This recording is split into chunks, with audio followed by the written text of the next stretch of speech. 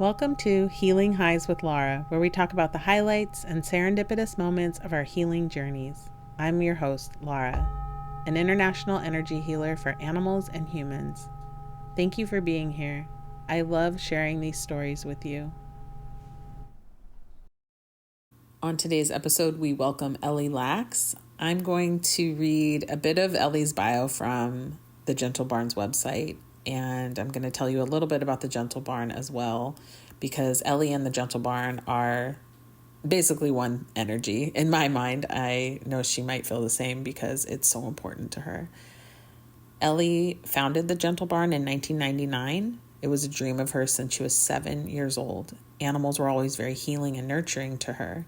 She majored in special education and psychology, and with her special love of animals and children, the Gentle Barn was a perfect way of putting all her talents and passions into one. The Gentle Barn started on a half-acre property in the middle of the San Fernando Valley, California. In 2003, Ellie and her husband Jay moved the Gentle Barn to a 6-acre paradise in Santa Clarita, California. The property is complete with large horse and cow pastures, a red and white barnyard for smaller animals, an organic vegetable garden, lots of shade trees, and a panoramic view of gorgeous mountains. There are nearly 200 animals that are safe and happy at the Gentle Barn, and there's plenty of room to welcome their visitors and the children they host. The Gentle Barn has a second location in Nashville, Tennessee. Since its inception, the Gentle Barn has saved thousands of animals and been host to over 950,000 people. Ellie is also a published author with her books My Gentle Barn and Cow Hug Therapy. Please enjoy the conversation I have with Ellie, hearing her stories of serendipity and the way that the universe supports her on her healing path. I know you're going to find so much value in it. Please welcome Ellie. Hi, everyone. Thank you so much for being here. I am the most excited I'll ever be to have Ellie. Thank you for being here. We are at the Gentle Barn. We talked about it before this, so everyone knows you're amazing, all the things that you've done that are so incredible, and this that you do every day. Thank you for being here. Oh, I'm so excited to have this conversation with you. I know. To let the listeners in, these are the conversations that we have. Mm-hmm. So to be able to share this with everyone, I'm so privileged that you are taking this time. I wanted to kind of share how we started connecting because it was really spiritual. You have a spiritual council as part of your guidance in how you operate the Gentle Barn and your business and helping the animals and humans. And that's how we met, is that I showed up here at the Gentle Barn one day and I just wanted to work with the animals, and you invited me to the spiritual council, and I got to meet all your other beautiful healers that you have in your life.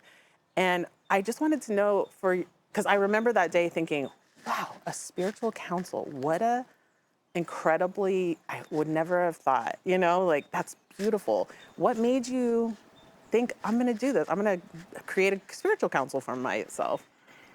Well, I really believe that the Gentle Barn is something that's come through me since I was a very small child. I always knew when I grew up I was going to do this. And so, it's not me coming up with these ideas. It's the ideas giving birth through me and by means of me. And we're governed by a board of directors and a CEO and an operations director and a development director, all the human things and the human logistics. Yes. But because this is such a labor of the divine, I knew that simultaneous to all of those earthly governances, we needed a spiritual council to meditate and hold space for possibility and to vision the next steps and to really just keep that spirituality and that faith and that knowing and that connection to spirit. Yeah. And so it's interesting because I'll never forget the day that I met you. I'm very obviously protective over who's on my spiritual council, right? Because they have to be, in line. Of course. With our vision and our work. And so usually, I take time to get to know somebody. I met you, and within literally 10 seconds. I know you. I was like, I love you. We're having a spiritual council in a couple hours. Can you stay for it? Yes. And you said yes. Yeah. I could feel your spirit, your energy so fast. And I'm so glad I did, because you've been very important to my life. I mean, and I my feel the same. path. Thank you. I feel the same. I know, like, there's times we'll spend just like showering each other with compliments. You're like, you're amazing. I'm like, no, you're amazing. And then you're like, thank you for your work. I'm like, thank you for your work. Like, we're just like, we get so in, like, we're doing what we love, and we're like helping. I feel like helping each other with that. So I fully feel so blessed of everything I get to do with you. And yeah, that day was so incredible because I reached out and they said, come talk to her that day. And so I came, and then I was waiting for you, and you were comforting to students, and just hearing you, I was crying already. So by the time I walked up to talk to you, your assistant was kind of like, you okay? And I was like, yeah, I'm okay. Like, I'm already emotional by hearing how you are with your guests. And so then you and I chatted, yeah, really briefly, and you said, like, it's in 3 hours. Can you wait? I was like, of course. And what I don't know if I've ever shared with you was the day before I came, I got this message in my meditations: anything that happens tomorrow, say yes. And I was like, okay. And so when you said that, I was like, yeah. And I remember I had my ex-boyfriend like reached out to him to say, like, I'm not going to come back until later. And he was like, oh, is everything okay? And I was like, yeah, I have to say yes to anything that's coming up. And then in the spiritual council meeting, Martin had talked to me. We kind of ran into each other beforehand. And then we sat down and he introduced me to everyone. And then he goes, lead us through a meditation. I remember that, and I was going, oh God, I hope that doesn't make her want to run. And again, say yes. Wow. And I was like, okay.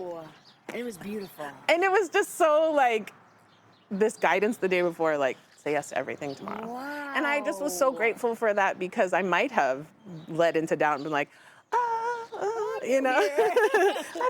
don't know. So yeah, so I wanted to share that with you, because I feel like it was this coming together of our agreement to be in each other's lives and yeah, do our work. So thank you again. Thank you. So that, like you said, having the spiritual counsel, it really balances out the earthly things. For you, you've done so much healing, continue to do so much healing. Where do you feel like that started? At what point in your life brought you to a point that you were, okay, I'm committing to healing myself? I think it started when I was 5, 6, 7, somewhere in there. And I actually was not impressed with my perception of the world so far. People were cruel to each other and mean to animals, and I just had had enough. And I tried to kill myself. And I couldn't succeed because I was a little kid and I had no idea how to break glass and fall out a second-story window. Wow. Which probably wouldn't have killed me anyway. Yeah, really. And when I was so frustrated that I couldn't get out of this body, I ran into the garden to really cry. And a hummingbird came within inches of my face and hovered there for what felt like forever. And basically gave me the message, you have to stay, but it's going to be okay. And that was the day that a lot of things happened for me. Number one, I realized, I should stay. But number two, and more importantly, I felt noticed by the universe. Up until then, and I'm sure a lot of us feel that way, I had felt very, very alone. I'm in it alone. My family doesn't care. The community doesn't care. I'm different than everybody else. I don't know why I'm here. I don't want to be here. And all of a sudden, this little hummingbird was like, no, you have to stay. It was like the universe was aware of me. The universe was supporting me. The universe was acknowledging me. And I felt like a force that was way greater than me.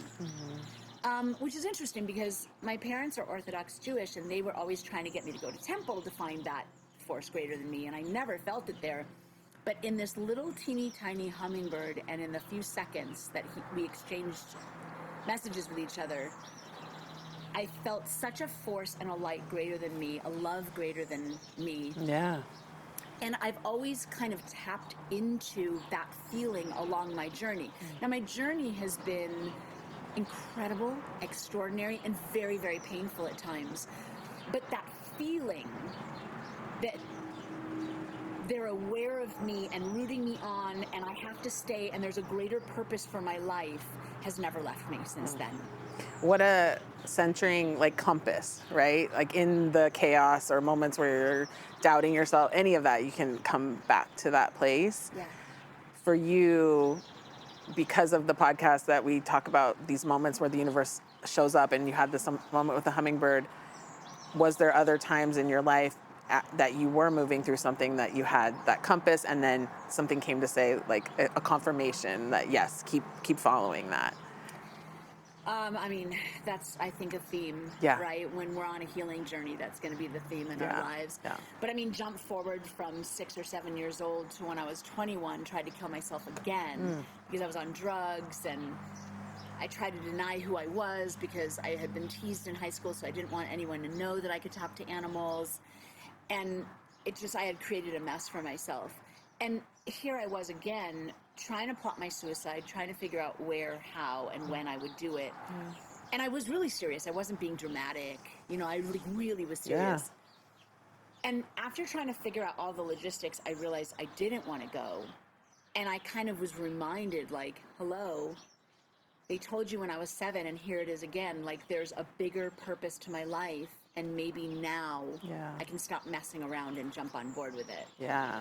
And so there was another moment where, like the hummingbird, I kind of chose to stay. Yeah. And then I was like, well, if I'm gonna stay, then I have to embrace who I am and be an animal communicator and be an energy healer and be who I am and be unafraid and just keep going from there. And so that's when I think who I am today really started to be reborn, because that was me going, okay, if you're gonna stay, you have to be who you are. Yeah.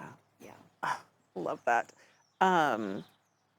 What kinds of healing or meditations or discussions with the universe were you having in those early stages to figure that out, right? Like, we can make that decision, like, okay, I'm going to be myself. This is who I am. But then also, like, in the day-to-day, practicing that, it can be such a challenge. How did you, were you meditating? Were you journaling? Were you going to healing ceremonies? What were you doing to support that? So back in those early days, I really wasn't doing the kinds of things that I'm doing today. I kind of was like, yeah, I should probably meditate, but it's too hard, and I would find excuses not to do it.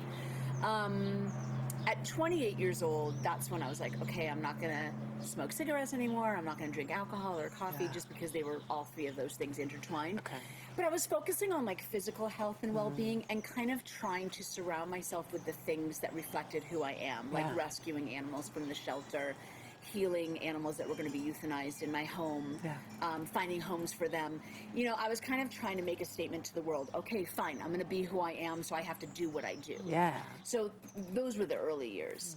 But I mean, since then, because I remember in those early years going like, I literally remember this, sitting on my bed saying, okay, I'm going to start a meditation process. I have to do it. Yeah. So I would set my alarm for 5 minutes, and the entire time I was sitting there going, is it time yet? Yeah. Is it time yet? Is it time yet? This is torture. Oh my God, I can't sit here for one more minute. And then my brain wouldn't stop talking. It was literally torture. Yeah, for 5 minutes. I know. And I would see people like, oh yes, I meditate for 45 minutes a day, and I wanted to punch them in the face. Like, what are you talking about? How? It's torture. Yeah.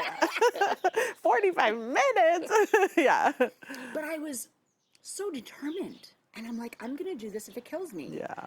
And eventually, I got to the place where I can't live without meditation. It's become my oxygen. Yeah. I will not, under any circumstances, leave my bedroom until I have meditated. Because, well, like we were saying before, if our ideas, our thoughts, our actions are born out of spirit, then how can we not call home, if you will, every day? Oh, I love that. Right? Like, the way that I see it is like, we're here. Okay, this is how I think about it. I think about, like, if we were undercover investigators, like if you were in the FBI. Okay. Right? So you have to go undercover. You play a role. You have a fake name, a fake family, a fake identity, a fake hairstyle, whatever. Yeah. You go undercover. But, a lot of people that go undercover, like cops and FBIs, they start believing it. They get addicted to drugs. They fall in love with their perpetrator. Yeah. Like they start believing that lie, but they have to phone home to their home base every day to remind them of who they really are. And that's how I see us. We're here undercover. Yeah. It's like, okay, your name's going to be Laura. You're going to be this tall and, you know, brown eyes, and these are going to be your parents, and these are going to be your family members. This is what you're going to do, and this is what you're going to go through. Yeah. And that's fine. Yeah. It's great to be here. But I think the way that I see meditation is we're phoning home to remind us of who we really are before this identity, and who we come home to when we shed our bodies. Yeah. And that's so important. I literally yesterday posted something saying, you chose to be here right now. Remember your reason. Remember who you are. Like that, exactly that. And for you, that is, and I know you're so, now you meditate all the time, every day. And it is truly, that's such a great analogy and metaphor, because yes, when we can remind ourselves of the expansive love that we are, it's easier to hold it here than if we weren't calling and going, tell me again, like how good I am, and I'm love and peace, and and remind me what that feels like, because we forget here. Yeah. But the theme throughout my entire journey has really been the universe showing up for me when I need it. And I've had so many signs. Yeah.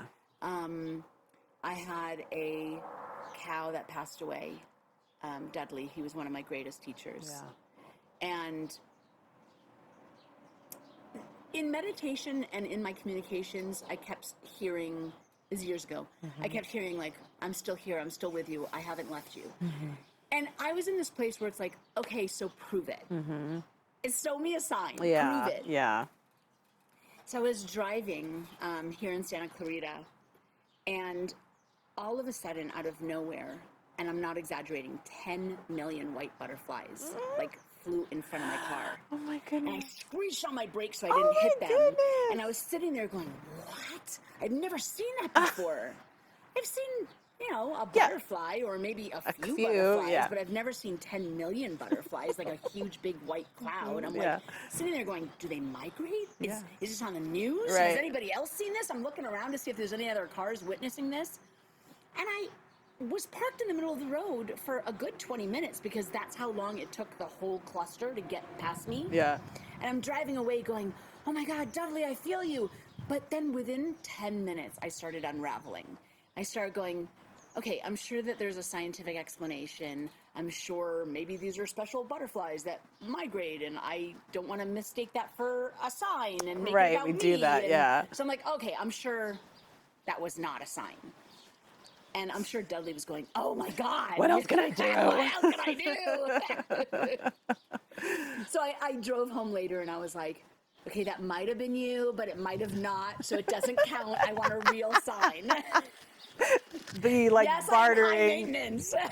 I want more. I want more. So demanding. Yeah. So that night I was putting my daughter to bed. She was little at the time. And I had switched my phone off, switched the ringer off, put it face down on the counter, and plugged it to charge in her bathroom so that we wouldn't be disturbed while I'm putting her to bed. Yeah. And all of a sudden, I'm singing her songs and putting her to bed, and I hear this noise. Like, what is that? And I'm thinking, well, maybe my older kids or my husband's just making noise, and I'm calling out to them, like, you guys, I'm putting Cheyenne to bed. Yeah. Like, Keep it down.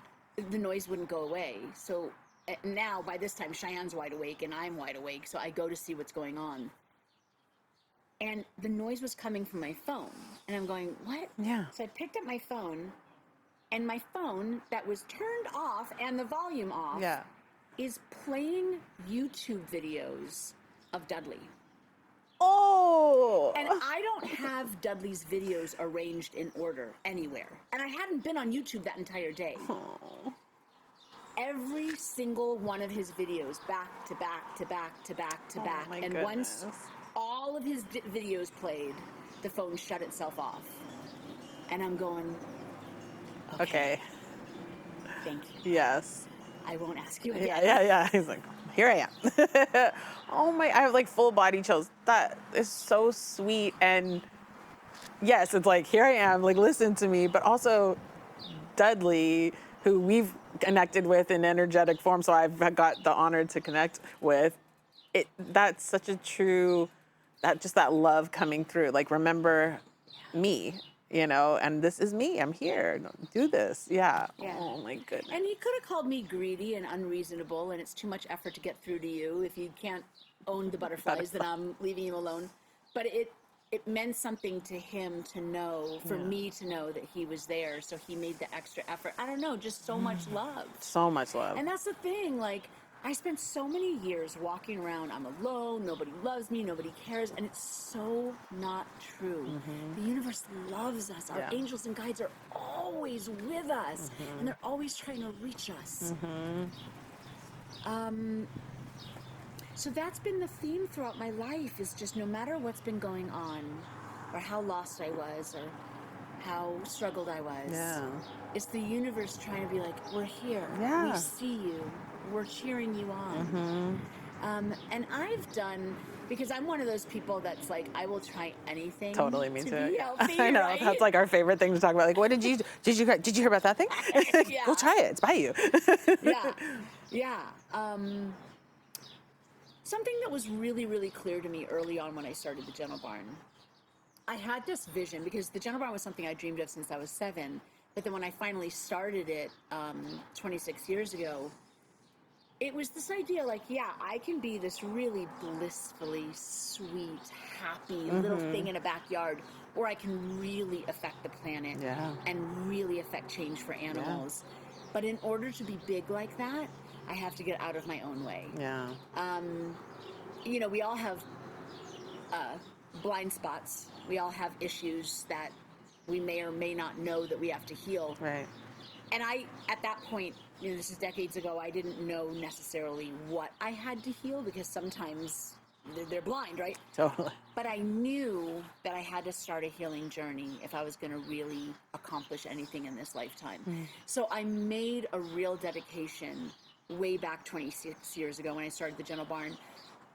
You need to embark on a healing journey. You have to call the universe for your healers and your teachers. You have to be open. You have to see the signs. You have to really embark on this healing journey if you're going to make big change.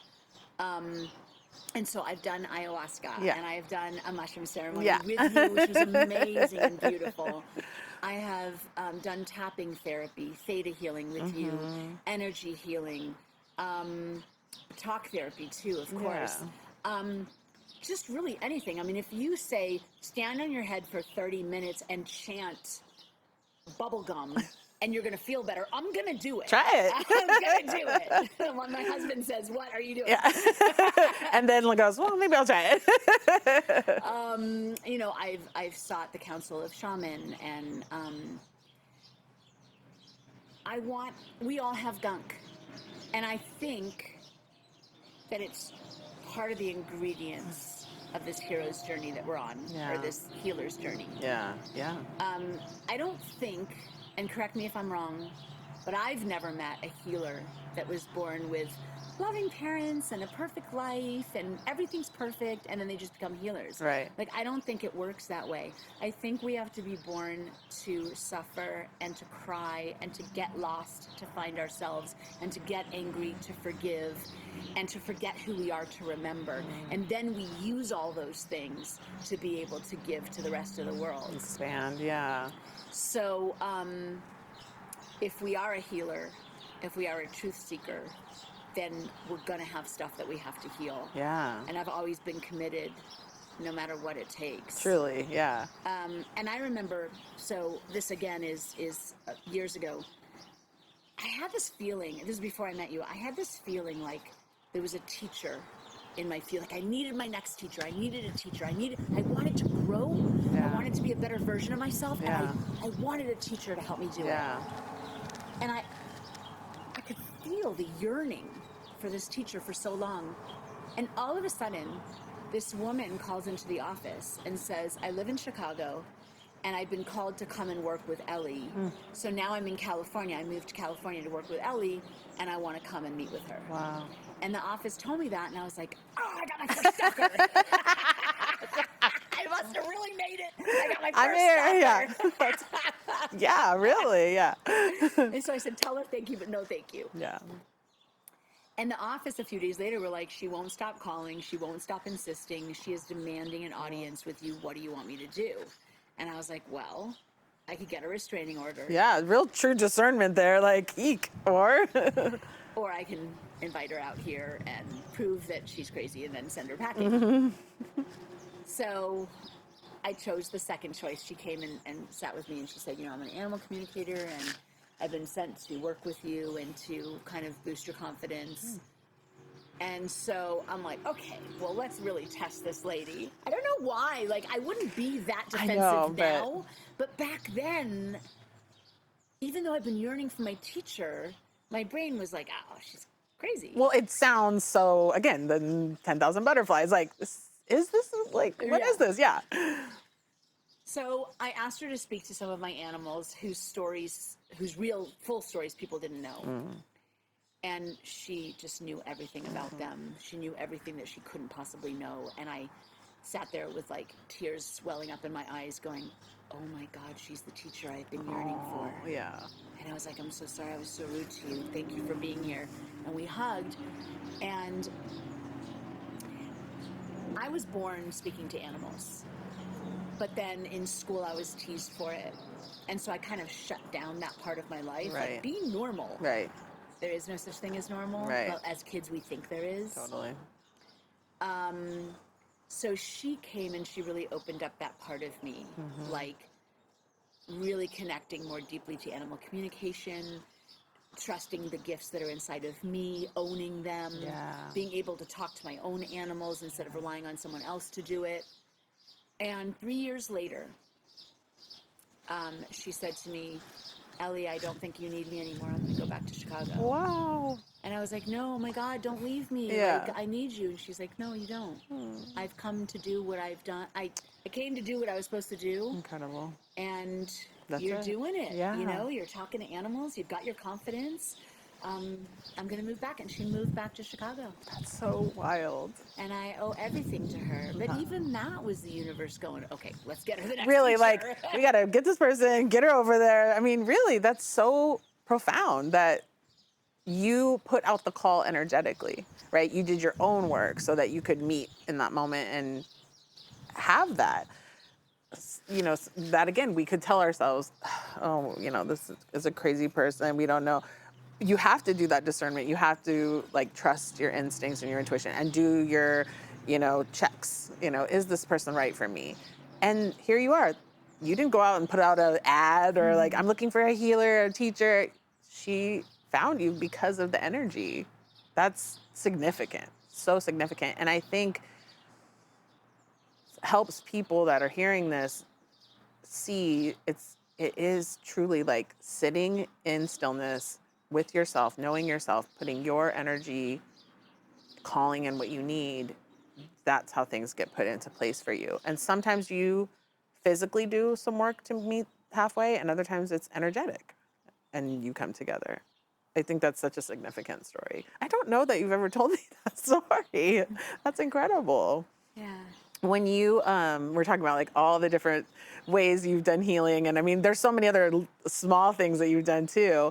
What was like one of your like wildest times, favorite times of something, a modality, a ceremony, something? What was like one of the ones that you're like, oh, I loved that time, or I loved the experience that it brought me, or? I mean, I can name so many. Yeah. But just to pick one, when my first cow and my greatest teacher, Buddha, passed away, and we've been together, you helped me do a past life regression to figure out when was the first time we ever met. And if you've never done a past life regression with Laura, like, you've got to do it. Thank It was you. amazing. And you kind of guided me through a meditation, and then you said, okay, there's a door, and open the door, and then walk through the door, and what do you see? And usually, I look down to see like what my body looks like, and I looked down and I was like, oh my God, I don't have a body. Yeah. And you were like, well, look around, and I just saw color. Yeah. I saw colors of auras and beings, but I didn't see a body. And you were like, yeah, you were on a fourth dimensional planet. Yeah. And that was how you know Buddha, and it was amazing. So we've been together for lifetimes, and when she left her body after helping me start the Gentle Barn and create Cow Hug Therapy 26 years ago and hug 300,000 people and heal people, I thought that I'm not going to be able to breathe. I can't live without her. Oh, yeah. And I literally was in a fetal position on the floor of my bedroom for 2 weeks. And I was wailing and crying and making hideous sounds. And my poor husband had no idea what to do. And he was flailing, and it was awful.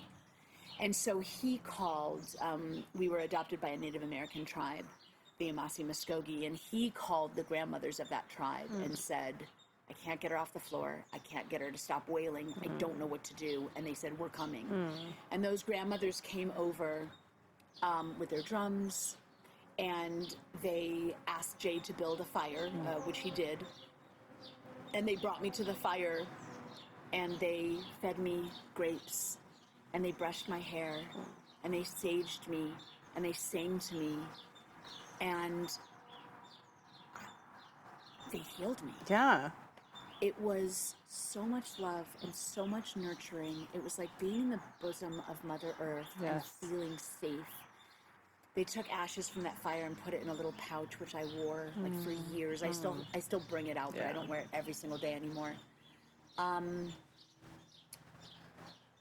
Being part of a tribe and being part of ceremony and being nurtured like that in the most feminine way, I had never experienced anything like that previously, and it was absolutely life-changing. I will never forget it. Of course. They were, we say, like, we're going to hold space for you to feel your feelings. Truly, they were creating a space, holding the space, holding you, nurturing you, taking care of you, making sure you got nutrients, making sure you were feeling loved, playing healing, like, just, all the senses. Everything. Like you said, it felt like being in the earth. Like, if you can imagine what Mother Earth wants for us and does for us, in the core of it, that's what you were experiencing through these women. And I want to say something else about that. We talked about kind of the path of the healing journey, and it's fraught with pain in the beginning most of the time. And when you were younger, did you feel like you were alone as far as like who you are, how you're connected, you're a healer? Because we're not born in these healing communities. We're like, okay, let's put one there, and let's put one there, and let's put one there. Right. And so we're kind of alone. And what I think is remarkable about the story of those Native women that restored me is the power of community, the power of that feminine energy, that power of love that can do. And what's so exciting about your podcast and these conversations is the community that we're building of other healers, of other truth seekers, of other light workers. Yeah. We're finding each other. We're having conversations. We're inspiring one another. And it's like, oh my God, it gives me so much hope for the future of what we can do together. Yes. And I'm like that you're saying that, because in the space that we're in right now, right, in the current time that we are, and I've been having these conversations on the podcast, that is what this podcast is about. Absolutely. Could you share with us what you feel is so important for us as humans, but as healers living in America, in the United States? What do you feel like is something that you do, or that could help us continue to be aware of what's happening and do our part and still hold the light, because that's the challenge? Yeah. So through our human eyes, we watch the news, we hear what's going on, we see what's on social media, and we go, oh my God, this world has just literally gone insane. Yeah. And I heard this a long time ago. I don't remember who said it, but it's really stuck with me. We can't suffer for someone else, but we can feel joy for someone else. So our job in these seemingly very, very, very dark times is to not watch the news and feel bad and cry and feel sad and feel terrible and like dive into the darkness along with everybody else. Our job as healers and light workers is to literally stay in the light. To not worry about the ugliness, but to meditate to create beauty. Yeah. To not see the suffering, but to meditate and feel the healing. Yeah. To hold the vision and the space and the thought of the world that we want and will have and will create if we can keep our focus on it. Right, truly. Right? To picture the peace, the community, the holding hands, the gentleness to animals, the kindness to one another, the feminine energy, the feminine community rising up, the healers rising up. Yeah. To keep our eye solely, explicitly on that, because together we will create it. Yes. That's our job. Yeah. We have to do it. I haven't watched the news in 23 years because you know, when big things happen, people tell me, so it's not like I'm living with my head in the sand. No. But I don't want to focus on the dark. I want to focus on the light. I don't want to see what is. I want to create what can be. Yes, absolutely. Thank you for that.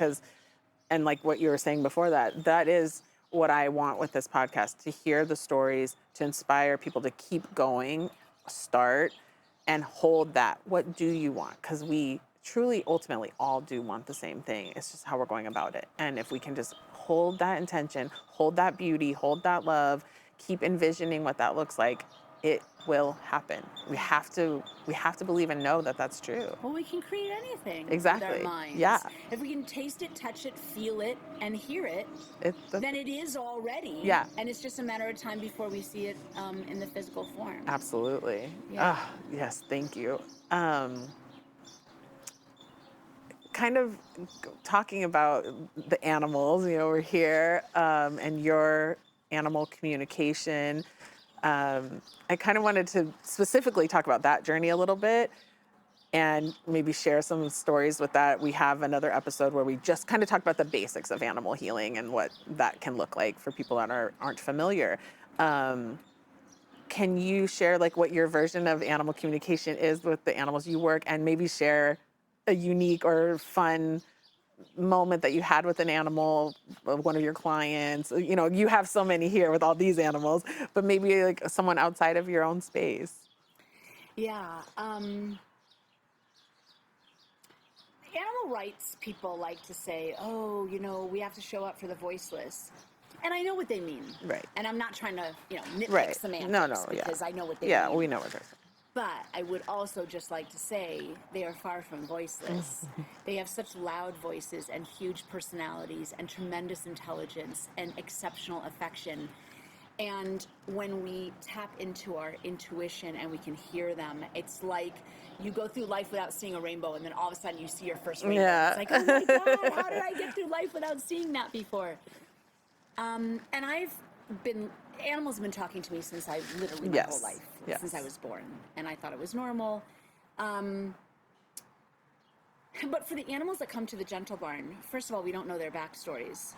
And so being able to ask them what they've been through and what they need and want expedites the healing process exponentially. True. Because instead of us trying to guess or figure it out or play detective, we can just literally hear from the horse's mouth what they've been through and what they need and want, and we can apply it, and so they heal and recover very, very quickly. True. The other place that animal communication is so important at the Gentle Barn is animals that are at the last stretch of their life. Because as any animal lover knows, the burden and the responsibility of trying to figure out, do they want to go? Do they want to stay? Are they ready to go? Do they want more time? Are they suffering, or do they feel fine? Because we could think an animal's suffering. I remember once talking to this cat, and this cat like was so underweight and so old and could barely walk. And so from human eyes, oh my God, he's suffering, get him out of here. Right. When I talked to this cat, he was like, no, please don't hurry. Please give me every ounce of any minute I can have with my people. I'm so in love with them, and this lifetime is so enriching. I want every second I could possibly get. And they were going to euthanize him, but based on the animal communication reading, he had months more with his people, where he just wanted every extra second. So being able to hear what their bucket list is or what they want and when they want it, I mean, it just takes the responsibility out of everything. Yes. But I think, and I've had a lot of crazy readings, like You're right. very amazing readings, Right. but then also a lot of really crazy ones. I think one of the most remarkable readings I've ever had, I talked to this dog. The dog had passed away. And I talked to the dog, and I was relaying memories and messages, and it was a wonderful experience because the person really missed them. And so knowing that they were still there meant a lot. Yes. Right? But at the end of the reading, I said to the dog, you know, I'm going to call your mom. Is there anything else that you want to say? And the dog showed me a picture of a pink jellyfish. And I said, I'm sorry, I don't understand. Can you show me again? Yeah. And again, he showed me a pink jellyfish. And I'm thinking, maybe I'm misunderstanding. Maybe he's showing me something that looks like a pink jellyfish. Right. It couldn't possibly be a pink jellyfish. So true. And the dog kept saying, he kept showing me pink jellyfish, pink jellyfish. So finally I was like, okay, fine, I'll call your mom. So I called their mom, and I said, you know, pink jellyfish. And she said, that means nothing to me. And I was like, Yeah, I know. yeah, I mean, I thought so. Like, why would a tried. dog have a relationship with a pink jellyfish? Like, do you have fish at home? Do you have a jellyfish at home? No. Have you taken them to the ocean? No. Do you watch a movie about a pink jellyfish? No. Okay, well, Yeah. just write that down somewhere because maybe it'll mean something to you in the future. True. And I hung up the phone and I was feeling like, oh my God, I've lost my mind. I know you feel like, oh, I need to shoot, I quit. thought I was good at this. I know. Like, damn it. The next day she called me and she said, well, a very interesting thing happened this morning. I said, what? She said, I got a package delivered to me unmarked, so I have no idea who sent it to me. And inside was a glass orb with a pink jellyfish inside. Oh. Oh my goodness. So was that the dog sending a gift to his mom? Right? Was that the universe? I don't know. All I know is the dog kept saying pink jellyfish, and she received a pink jellyfish the very next day from an unmarked box. What does that mean? Right. But there's magic in this world. Exactly. There's magic in this universe. That's so exciting for so many reasons. Like, she was able to feel so much validation and confirmation in what you were telling her from that moment. She felt them. They were there with her. Was she getting a gift from them? Were they saying, hey, this is going to happen and I'm telling you I'm with you and I know about it? Any of that and all of that is exactly magical, whimsical, and we need all of that. Yeah. And that's the exciting part of what we're doing and what we do, because we're playing in that energy and we need more of that. We need more of that just wonder and magic. We need it, and it's so exciting. I love that. What a very specific pink jellyfish. Like you, Yeah. because So I didn't have to quit. you're still here, you're doing it. You're doing pretty good. That's hilarious. Yeah. You know, you helped me do an ayahuasca ceremony. Connected to you. Because, what'd you say? I said connected you with some people, yes. Connected, yeah. And it was, here's the other thing, you know, we keep talking about the universe kind of like being with us on this journey. I really think when you ask for healing, the modality is going to come. Right. So I kept saying, you know, okay, what's next for me? I want to heal, I want to grow.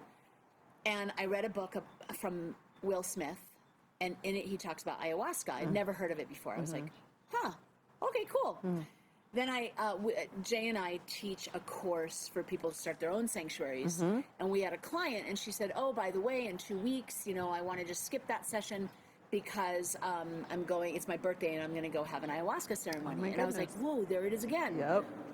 And then I was sitting weeks later watching Netflix, and, you know, things pop up on your screen, and something that popped up was a documentary about ayahuasca, and I'm like, okay.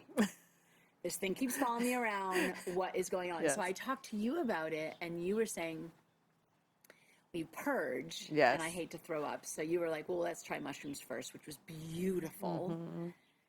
But it was still there, poking at me, Oh, yeah. You were really like, there's something else. I got to do something else. Yeah. Yeah. So you helped connect me to people that facilitate ayahuasca ceremony.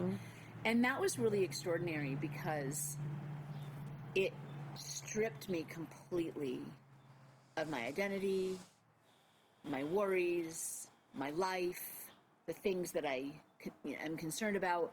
And it really just boiled me down into kind of, I like to say, a blob that was just sitting there listening to music. Like I became a blob. Yes, I know exactly what you mean. Yes. I literally became a blob and realized that is who we are. We are balls of life force energy. And then you put all the other stuff on top of it.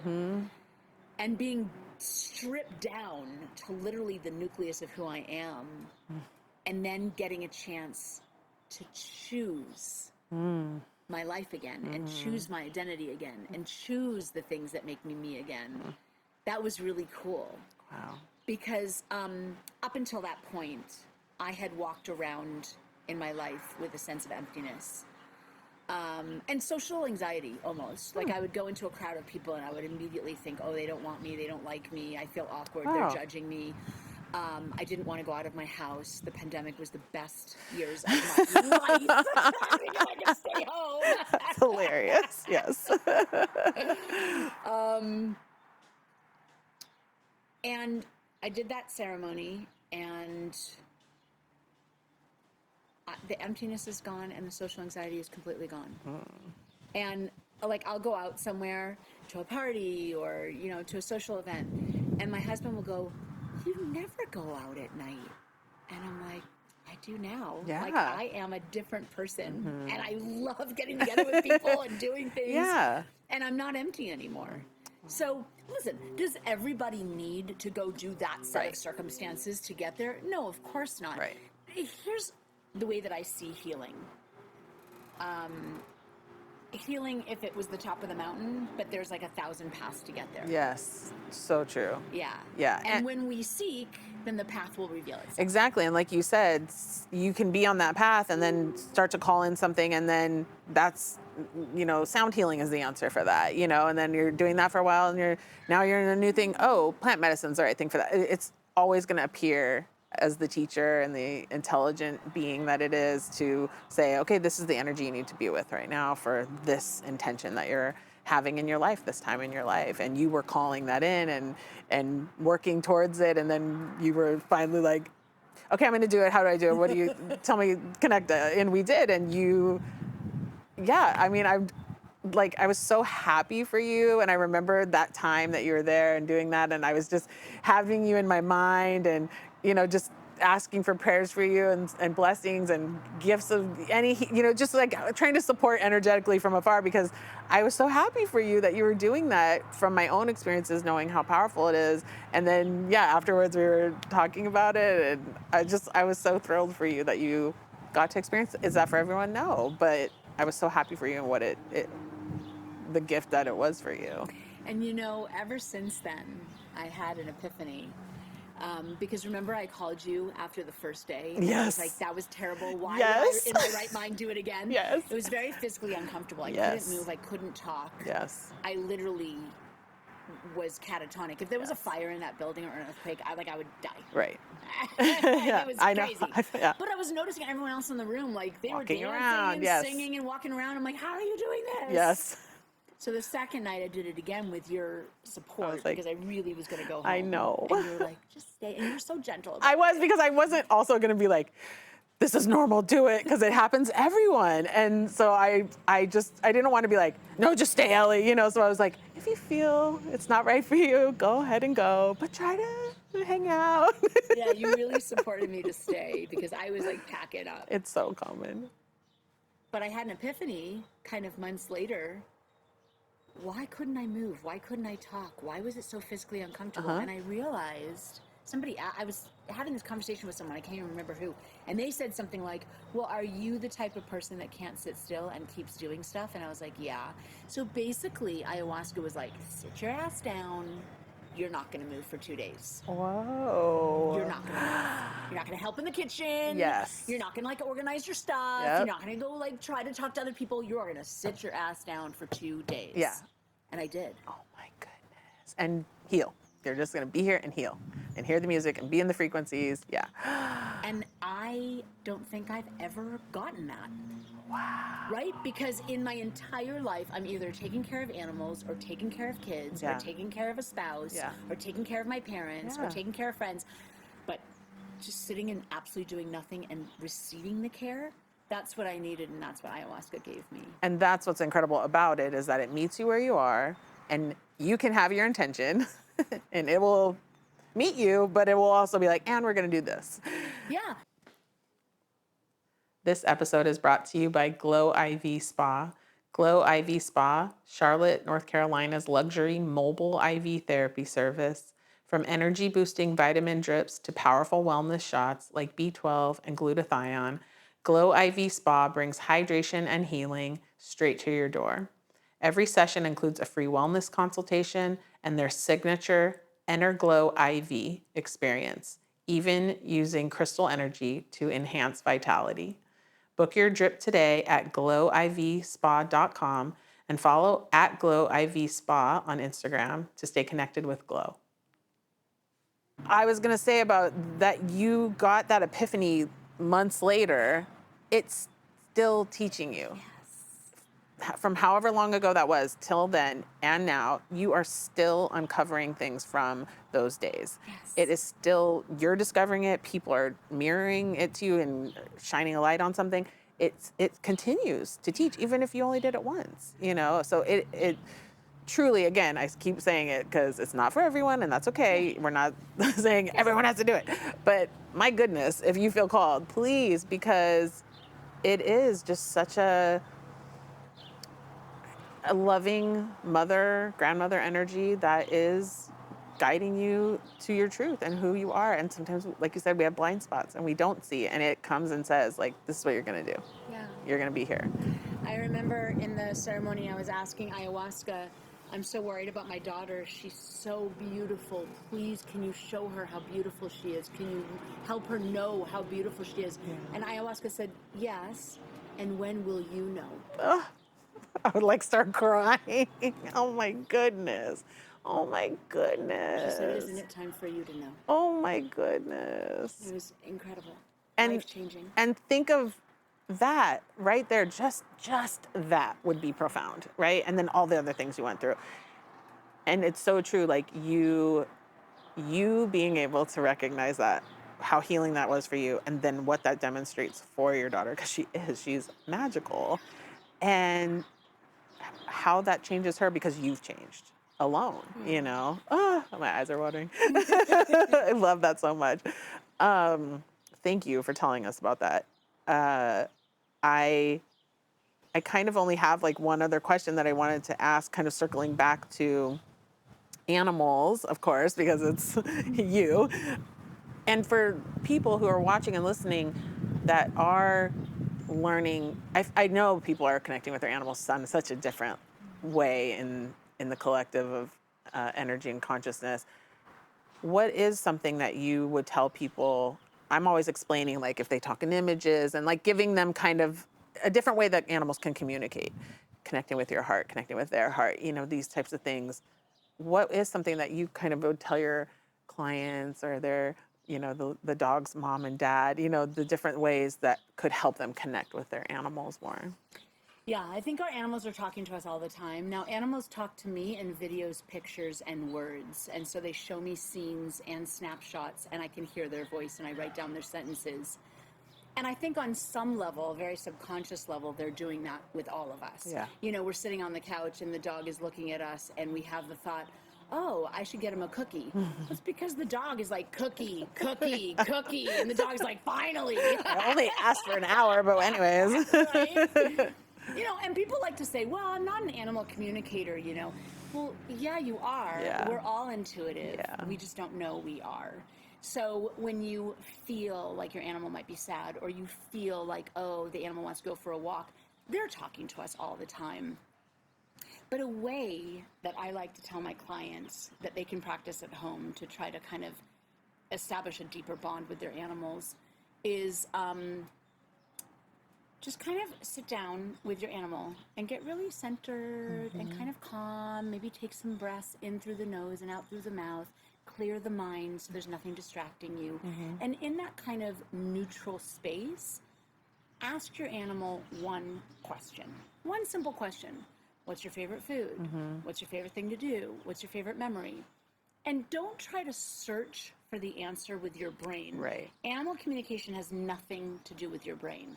I get clients all the time that were raised in like organized religion. And so, you know, religion likes to say, that's not real, that's not true, you're the devil. And so when they'll have a reading with me, but then at the end they'll be like, how do I know it's real? And how do I know? Yeah. And I say, you know, how do I know that you didn't just look up my Instagram page and see my videos or stuff like that? And it's like, well, you know, because animal communication is not something you do with your brain. The second your brain is involved, it's game over. Yeah. Because it's something that you're receiving from the animal. If you try to think it, you're gonna bomb. Yes. So don't try to search for the answer. Sit in the silence and the quiet and the stillness and wait for the answer to come. The answer is going to come through like a thought. Yes. It's going to feel like you thought it, but you didn't because you weren't thinking of it. It just came. Right. And then when you get it, trust it. Validate it. Don't doubt it. Don't dismiss it. And if you can sit in that space, let's say every day with your animal and ask one question each time, you'll exercise that muscle. Yeah. You'll train yourself and you'll gain confidence with each time, and your bond with your animal will be much, much closer. So the other thing that I want to say is our animals are as different as we are.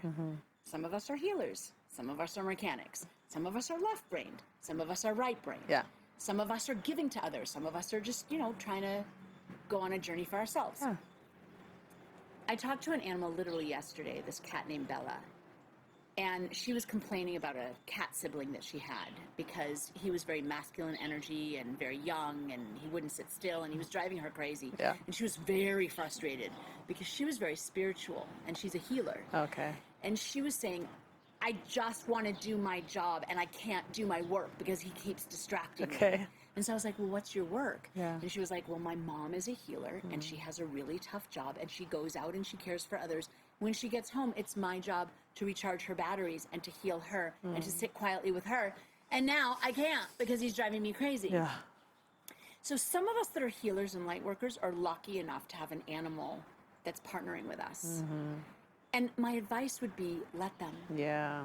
Let them recharge your batteries. Turn to them when you're depleted. Turn to them when you're feeling really heavy or spent. Let them do this work with us. Yeah. Because we're not in this work alone. We've got a community, like we were saying earlier, but you have your angels, guides, and your animals there to make you the best that you can be as well. Yes. And in your experience, you've been with these animals in other lifetimes, and they've helped you in other ways in other lifetimes too. Sometimes you have a very deep, spanning lifetimes connection, and let them be your crystal and expand the space. Let them be your energy mover. Let them be with the angel energy. You know, whatever it is. Yeah, let them. That's their job. Let them do it. Right. That's beautiful. Let them partner with you. I would be nothing without my animals. They are my everything. When I am broken, they fix me. When I'm lonely, they give me family. Yeah. And when I'm full of joy, they take it and expand it and they celebrate with me. Yes, truly. And as healers, we need them sometimes. Absolutely, absolutely. We do kind of a quick fire round thing to end the podcast, but before we do, I just want to kind of open the stage. Is there anything that you do want to make sure we share, or a story you want to tell that I didn't ask? Oh my gosh.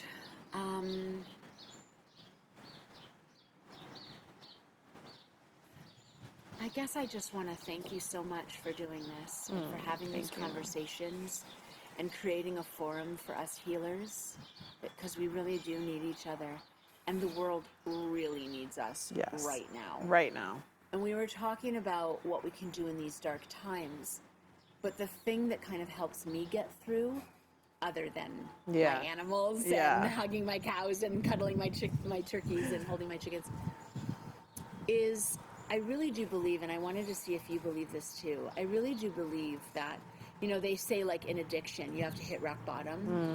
And I believe that it's true for our planet too. And I really do see this as our rock bottom. I do believe that this is the patriarch's last clawing of its existence. Knowing it's going away and dying Right? and just, It's the patriarch's last gulp of air before it crumbles. Yeah.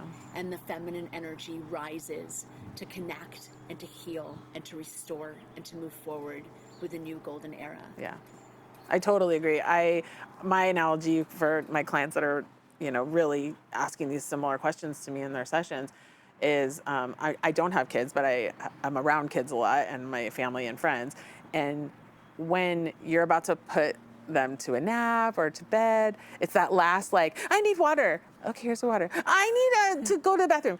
We went to the bathroom. I forgot my toy in the living room. It's that last like, and it feels like, without the love and joy of a child, it feels like similar. This last like, I need, like, pay attention to me. Like this last focus of energy, just trying so hard to not go to sleep. And you're going to sleep. You're going to sleep. You're going to sleep. Yeah. You're going to sleep. Yeah. So that's my similar. And suffering and darkness, it's an illusion. So instead of asking ourselves, oh my God, there's so much suffering and there's so much darkness and there's so much war and oh my God, the better kind of response to it is, if pain and suffering is an illusion, okay, then what is it here to teach us and what are we here to do about it? And we're all here to rise up and create a different form of healing, a different community, a different feminine energy. So this planet will flourish and animals will be free and our bodies will be healed and we will be a community of love. Yeah, absolutely. I love that. Let's let that in the frequencies. Let that be the like, Thank you so much for saying that and adding that in, because I do feel like at any time that's important, but tremendously right now we need to remind each other of that. Thank you. So I do like to, I'm going to grab my phone because I have the questions and eventually I'll remember them, but we added this as the second season of like a quick, like fun answers kind of a thing. So first thing that comes to your mind, what healing modality do you love the most besides animal communication? Theta healing. Oh, okay. Of course. You're you so have sweet. put me in a coma so many times where you've taken me out of my body and then asked me a question and I'm like, I can't talk right now.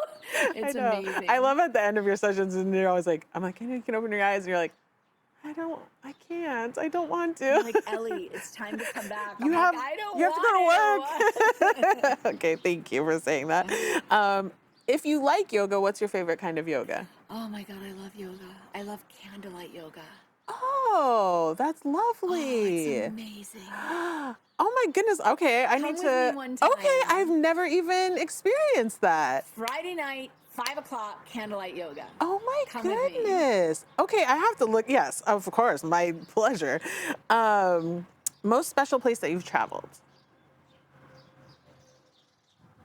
That's a difficult question for me because I have so many answers. Like Alaska was amazing, right? To see the lights and the wolves and the bears and the wild. But I just came back from Israel and that was incredible. I know, yeah. It was incredible. I visited 2 sanctuaries. I went to a peace protest. Oh my goodness. With 10,000 people. Oh my goodness. That literally they don't want war. They want peace. They want the hostages to return. They want to live with their neighbors. That's what the majority wants. Wow. It's beautiful. Yeah, I think that. Okay. could I say love 2 the, things. the turkeys are chiming in. What is your favorite constellation? Wow. That's a fancy question. I don't even know. Well, sometimes people say like their like astrological sign, like if they're a Virgo, or like the Big Dipper, Orion, But yeah, if you don't. I was going to say the Milky Way. Is that? Oh, I the love that. constellation? I think it's in the realm. Yeah, that's great. I love that. Atlantis or Lemurian energy? Atlantis. Okay, cool. The most unique place you've ever hosted, like an event, or been to a healing ceremony?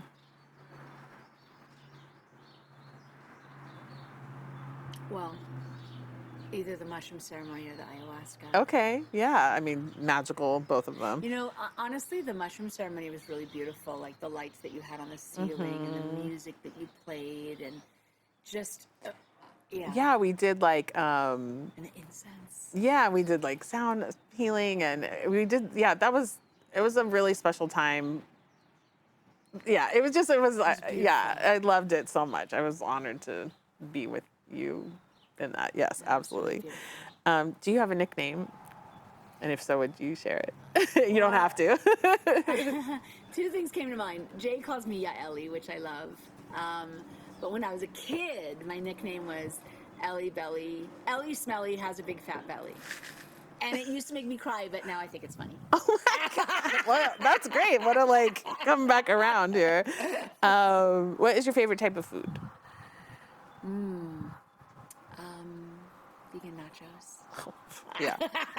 I just had like not quick fire, but I just had a cashew nacho cheese credo. Amazing. If you had a choice, what would you reincarnate as? And it doesn't have to be on Earth. I want to go back to that fourth dimensional planet without a body and just be a hot pink color. That's what Faith said. Faith Really? said, I want to be a pink energy that just like goes around and blesses people. Yeah. That's so funny. Do you have a favorite word? Mommy. And now grandma. Actually, it's gamma. Cute. Oh my Mommy and Gamma. goodness. Oh my goodness. That's great. I love that. Last one. What is your moon sign? Do you know? I do. It is Sagittarius. Oh, okay. Interesting. Okay. That's the last question. So what we always end on is a question to the void. So it was like a nice silly way to end. But before we do that, just again, I truly just such a deep bow of gratitude for you to make this time to talk with me. I love talking with you anytime, but to be able to do this with you and let people hear your journey, your stories, I know it's such a gift. For me, it's for them. So I thank you so much. I just appreciate it. Thank you. Well, right back at you for the Thank work that you. you do and the people that you heal and the conversations that you host. It's so important. I'm so grateful that you're on this planet with me.